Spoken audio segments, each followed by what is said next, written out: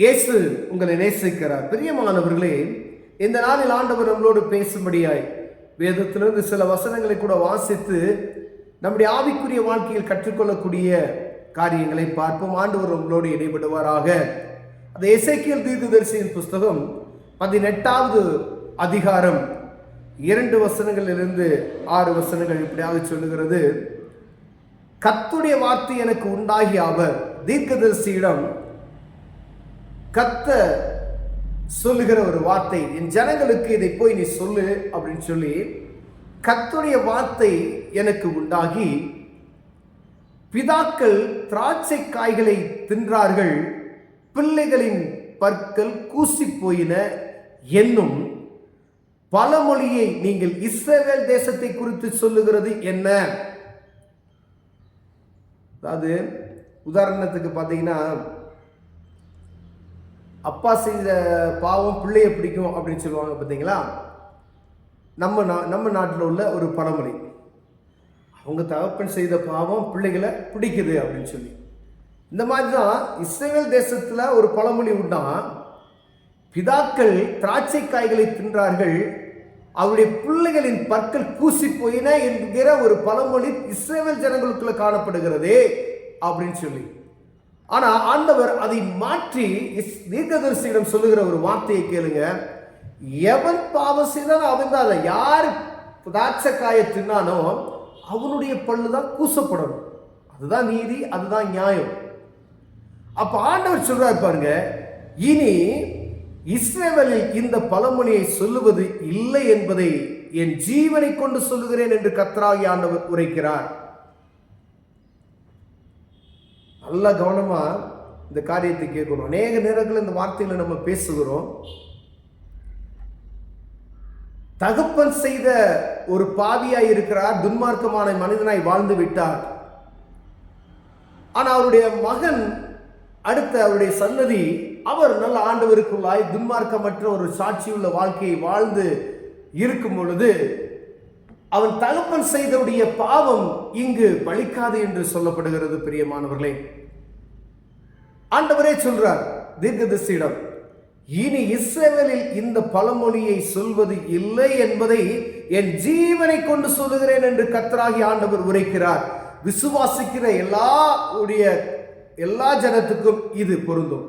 விசுவாசி என்று அழைக்கப்படுகிற, விசுவாசத்தின் பிள்ளைகள் என்று அழைக்கப்பட ஒவ்வொருவருக்கும் இந்த வார்த்தை உதவும். பிரியமானவர்களே, இதோ எல்லா ஆத்துமாக்களுக்கும் என்னுடையவைகளை, தகப்பனின் ஆத்துமா எப்படியோ அப்படியே மகனின் ஆத்துமாவும் என்னுடையது, பாவம் செய்கிற ஆத்துமாவே சாகும். இதோ எல்லா ஆத்துமாக்களும் என்னுடையவைகளே. ஆண்டவர் சொல்றாரு, அப்பாவுடைய ஆத்துமாவும் என்னுடையதுதான், மகனுடைய ஆத்துமாவும் என்னுடையதுதான். அப்படியே எல்லா ஆத்துமாவும் எனக்கு சொந்தமானது. எந்த ஆத்துமோ பாவம் செய்யுமோ அதுதான் சாகும் என்று சொல்லுகிறார். பிரியமானவர்களே, ஒருவன் நீதிமானாயிருந்து நியாயத்தையும் நீதியும் செய்து மலைகளின் மேல் சாப்பிடாமலும்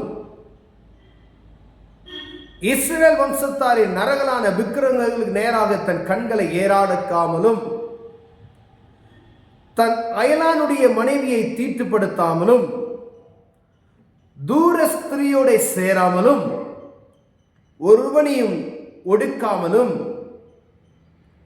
கொள்ளையிடாமலும் இருந்து கடன் வாங்கினவனுக்கு அடைமானத்தை திரும்பி கொடுத்து தன் அப்பத்தை பசித்தவனுக்கு பங்கிட்டு வஸ்திரமில்லாதவனுக்கு வஸ்திரம் தரிப்பித்து வட்டிக்கு கூடாமல் பொரிசை வாங்காமல் அநியாயத்துக்கு தன் கையை விலக்கி மனிதருக்குள்ள வழக்கை உண்மையாய் தீர்த்து என் கட்டளைகளின்படி நடந்து என் நியாயங்களை கை கொண்டு உண்மையாய் இருப்பானாகில் அவனே நீதிமான், அவன் பிழைக்கவே பிழைப்பான் என்று கர்த்தராகிய ஆண்டவர் சொல்லுகிறார். பிரியமானவர்களே, தகப்பன் துன்மார்க்கமான மனிதன், துன்மார்க்கமான வாழ்க்கையை வாழ்ந்து விட்டார். ஆனா அவருடைய பிள்ளை ஆண்டவர் சொன்ன இந்த வார்த்தைகளின்படி கர்த்தருக்கு உண்மையாய் நடக்கும் பொழுது அந்த சாபம், அந்த தகப்பன் செய்த சாபம் என்ன செய்யுதான்? பலிக்காது. யார் அந்த தவறை செய்தார்களோ அவருடைய ஆத்மா சாகும் என்று வேதம் சொல்லுகிறது. இது விசுவாச பிள்ளைகளுக்கு மாத்திரம். இந்த ஆண்டவர் சொன்ன இங்க கொடுக்கப்பட்ட சில நிபந்தனைகளின்படி அவர்கள் நடக்கும் பொழுது ஆண்டவர் அவர்களை ஆசீர்வதித்து வல்லமையுள்ளவராக இருக்கிறார்.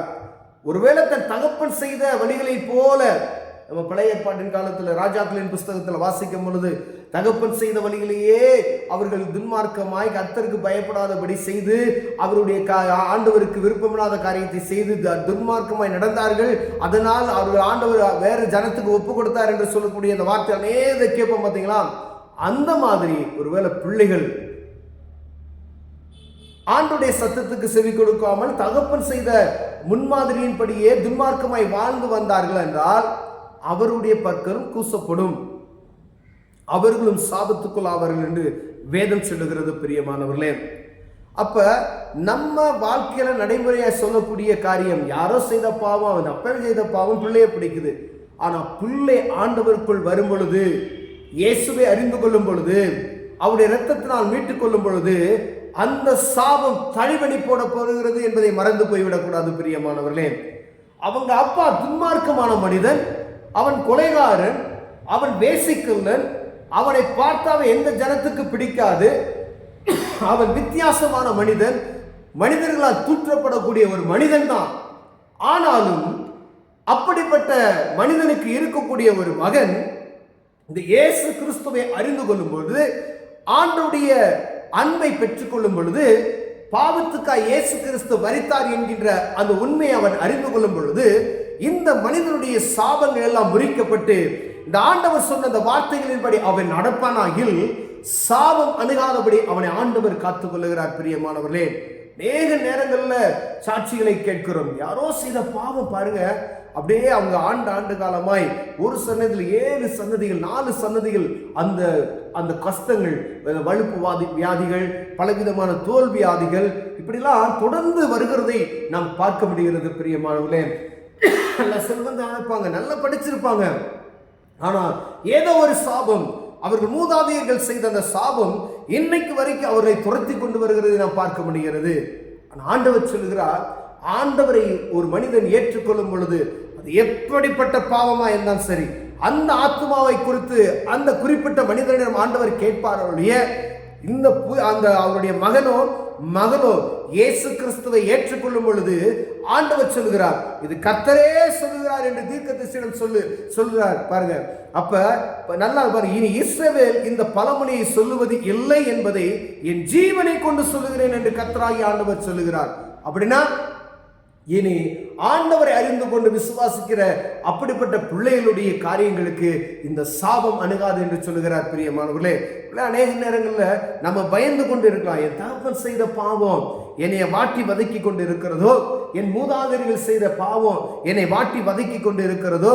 ஆனா ஆண்டவர் உங்களோட சொல்லுகிறார், பிரியமானவர்களே, அவங்க எந்த பாவத்தை செய்து அவர்கள் துன்மார்க்கமாய் வாழ்ந்து மரித்து போயிருக்கலாம், அது அவர்களோட முடிந்து விடுகிறது. ஆனா நீங்க மீண்டுமாய் அந்த பாவத்திற்குள் உட்புகாதபடிக்கு வானத்தையும் பூமியும் படைத்த ஒருவர் உண்டு, உங்களுக்காய் இரத்தம் சிந்தி உங்களை விலைக்கரையும் கொடுத்து மீட்டிருக்கிறார் என்கின்ற இந்த சத்தியத்தை அறிந்து இந்த வேத புத்தகத்தை வாசித்து ஆண்டவர் இங்கு சொல்லப்பட்டு இருக்கிற இந்த வசனங்களின் கீழ்ப்படிந்து இங்கு நடப்பீர்களானால் இந்த சாபத்துக்கு தடை பண்ணி ஆண்டவர் உங்களை ஆசீர்வாதத்தின் பிள்ளைகளாய் மாற்ற வல்லமையுள்ளவராய் இருக்கிறார். பிரியமானவர்களே, பயப்படாதிருங்கள். சாபங்கள் முறிக்கப்பட்டன சிலுவையில். எல்லா மனுக்குலத்துக்காகவும் இயேசு கிறிஸ்து சிலுவையிலே அறையப்பட்டார். நம்முடைய பாவங்களுக்கு அவர் இரத்தம் சிந்தினார், அவரையே பலியாக கொடுத்தார். பிரியமானவர்களே, கலங்காதிருங்க. அப்படி ஒரு நிலைமை யாருக்காவது இருக்குமே ஆனால் ஆண்டவர் உங்களோடு பேசிக் கொண்டிருக்கிறார். ஆண்டவர் உங்களை அவருடைய பிள்ளையாய் மாற்றும்படியை அவருக்குள் நீங்கள் வரும் பொழுது சாபங்கள் முறிக்கப்படுகிறது, ஆசீர்வாதத்தின் பிள்ளைகளாய் மாற்றப்படுகிறீர்கள். கண்களை மூடுவோம், ஜெபம் செய்வோம். அன்பின் தகப்பனே, ஆண்டவரே, என் தகப்பன் செய்த பாவம் பிள்ளைகளை தொடராதபடிக்கு ஆண்டவரே அற்புதமாய் ஒரு வார்த்தையை எங்களுக்கு சொல்லியிருக்கிறீங்க. ஆண்டவரே, நாங்கள் கர்த்தருக்குள் மகிழ்ந்திருக்க எங்களுக்கு உதவி செய்யுங்க. இயேசுவின் நாமத்தில் பிதாவே, ஆமென்.